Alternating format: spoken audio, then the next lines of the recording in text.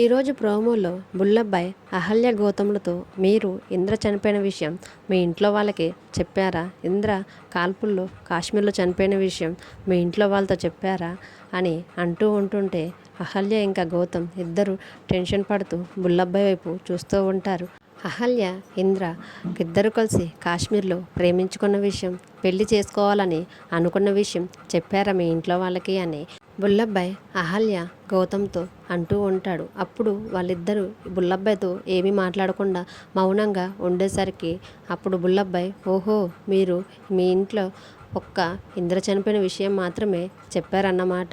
ఈ విషయాలు ఏమీ చెప్పలేదన్నమాట. అయితే ఇప్పుడు నేను నీకు 48 గంటలు సమయం ఇస్తున్నాను.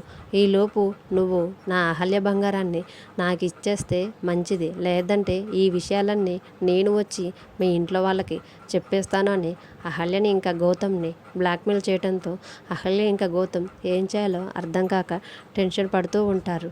చూద్దాం మరి నిజంగానే బుల్లబ్బాయ్ మాటలకు గౌతమ్ అహల్యని బుల్లబ్బాయికి ఇచ్చేస్తాడా, లేకపోతే గౌతమ్ ఏదైనా కొత్త ప్లాన్ వేసి అహల్యని మళ్ళీ కాపాడుకుంటాడా అనేది ఈరోజు ఎపిసోడ్లో చూద్దాం. ఈ వీడియో కనుక మీకు నచ్చితే ప్లీజ్ లైక్ చేసి మన ఛానల్ని సబ్స్క్రైబ్ చేసుకోండి. Thanks for watching.